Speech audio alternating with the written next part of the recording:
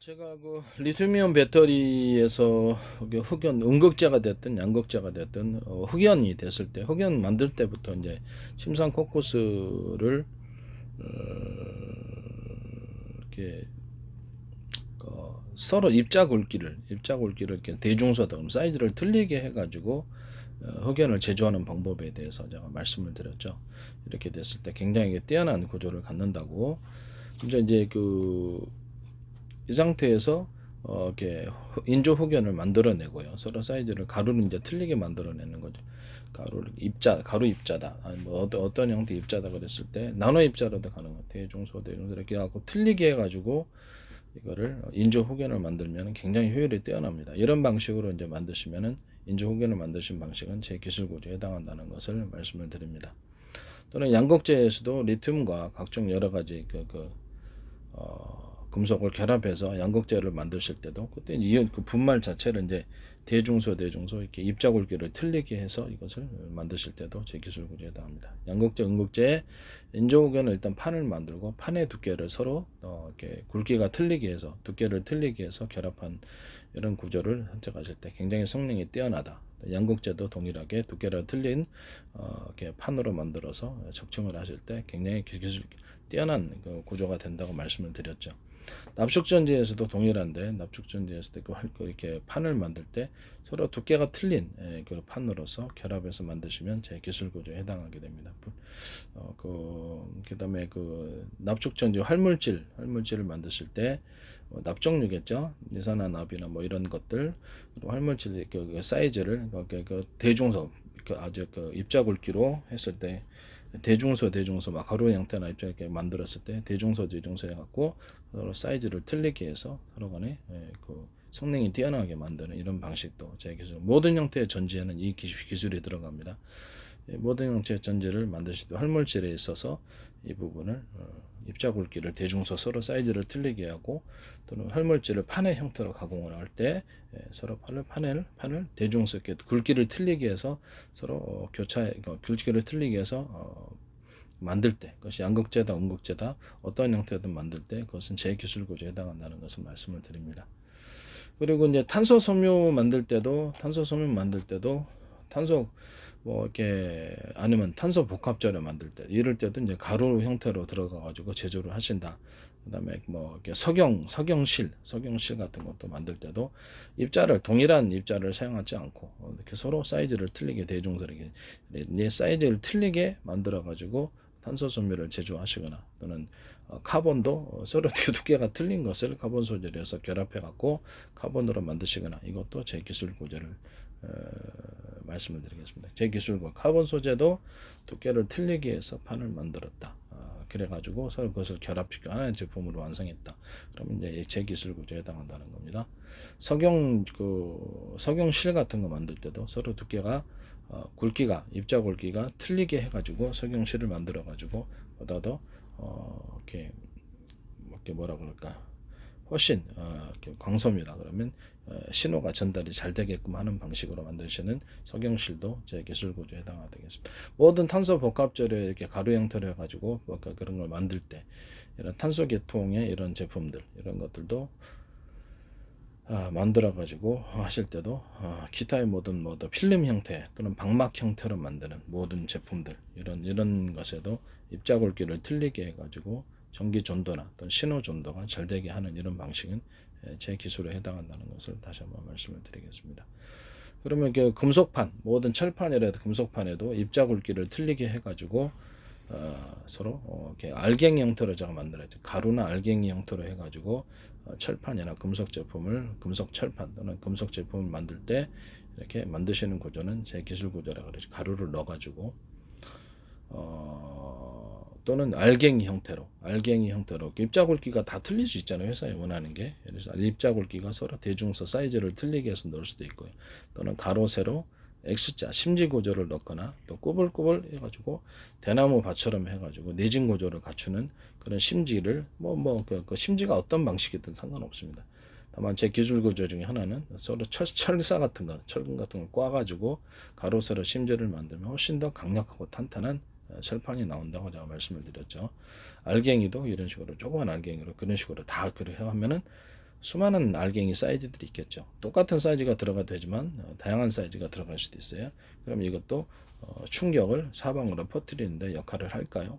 당연히 그렇습니다. 이런 식으로 이제 금속판을 철판, 금속판, 철근 이런 식으로 만드시면 제 기술 구조에 해당한다는 것을 말씀드립니다. 심지 구조를 가졌다. 알갱이 형태를 가졌다. 그 알갱이 사이즈가 틀릴 수도 있다. 또는 똑같을 수도 있다. 알갱이가 가루가 됐든 뭐 나노 입자가 됐든 그게 뭔 상관이냐. 크기가 작든 크든 이런 기술 구조를 심지 구조와 알갱이 형태를 가졌다.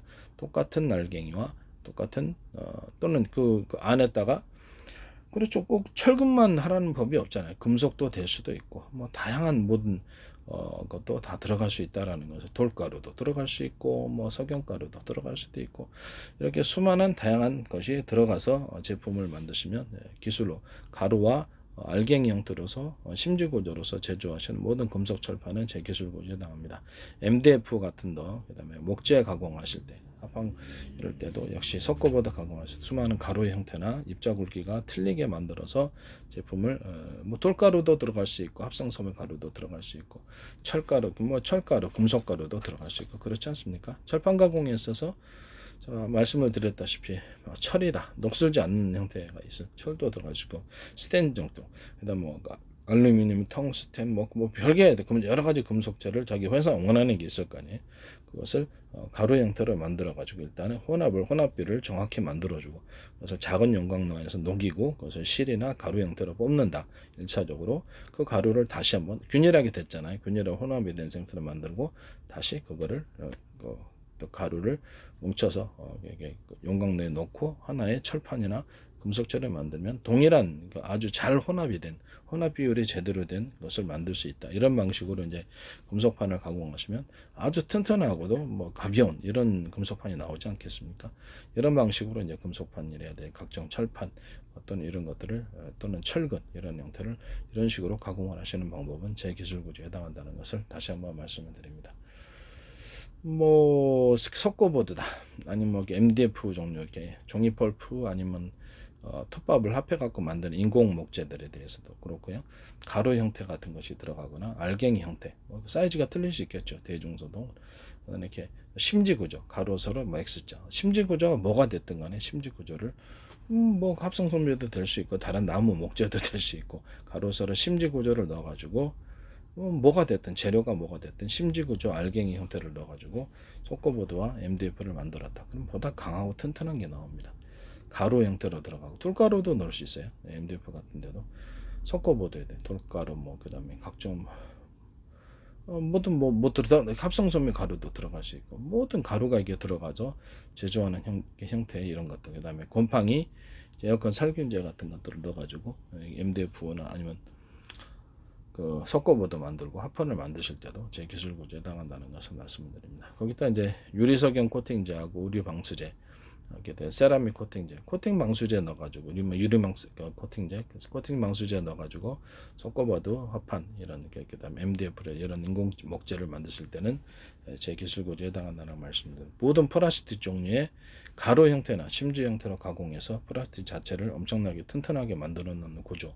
가루가 서로 입자 굵기가 틀릴 수도 있다. 또는 그 다양한 알갱이 형태가 들어가서 심지 알갱이 형태로 해서 플라스틱을 가공을 하셨다. 그러면 제 기술 구조에 해당합니다.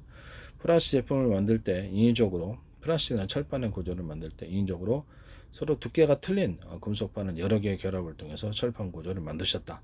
그럼 이것도 제 기술 구조에 해당한다는 냉열판과 뭐라 그럴까 냉열판하고 방열판으로 구조로 사용될 수 있기 때문에 하는 소리입니다. 그래서 이런 구조는 제 기술 구조에 해당한다는 것을 말씀드립니다. 플라스틱 모든 비닐 납축 그다음에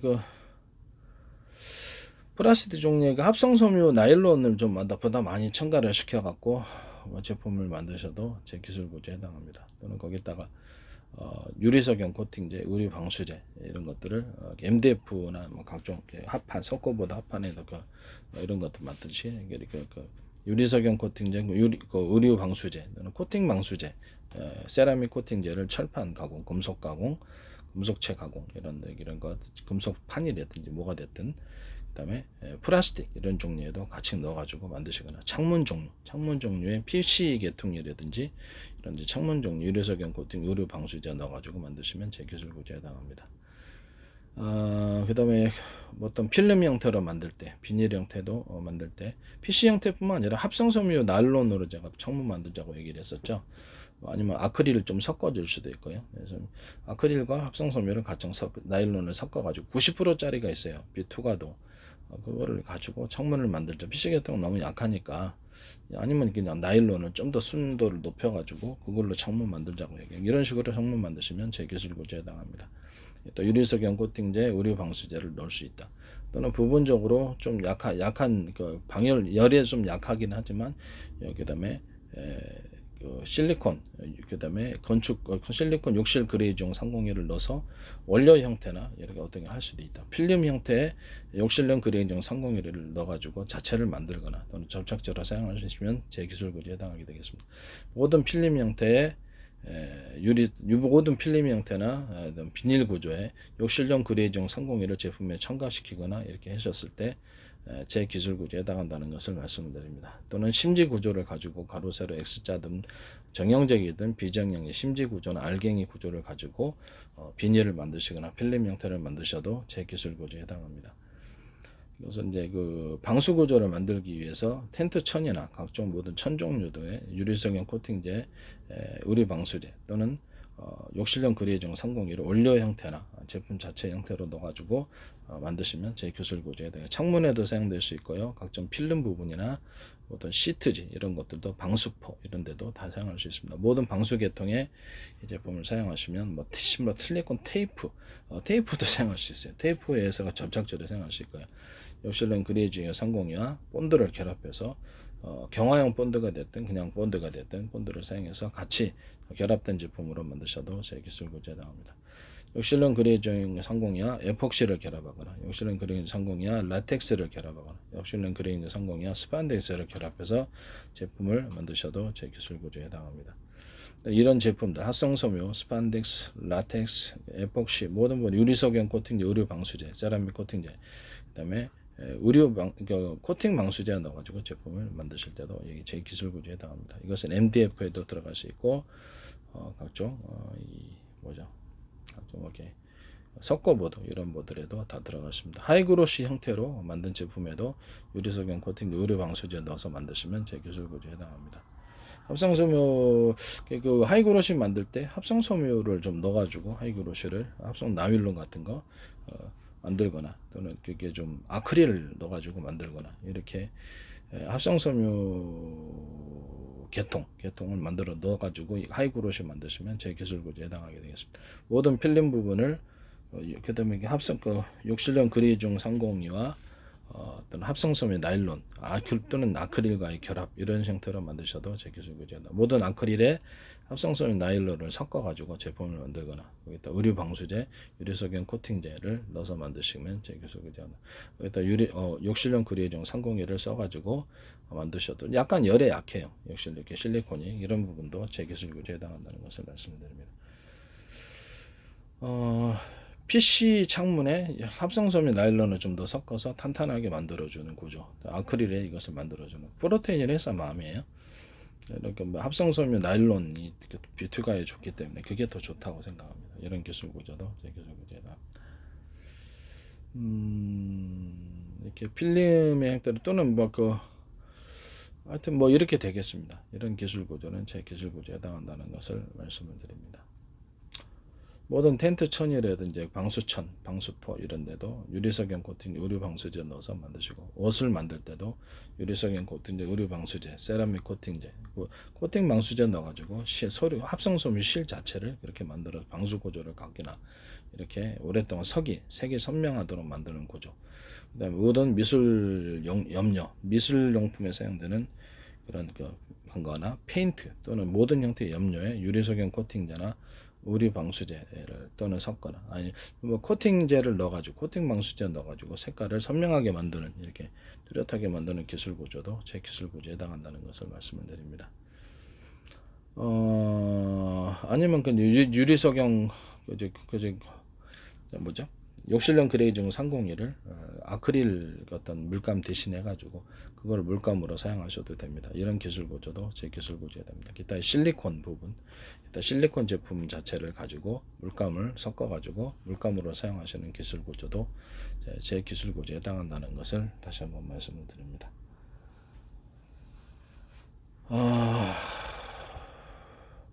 유리석용 코팅제 하여튼 뭐 이런 기술 구조도 제 기술 구조에 해당합니다. 그러니까 뭐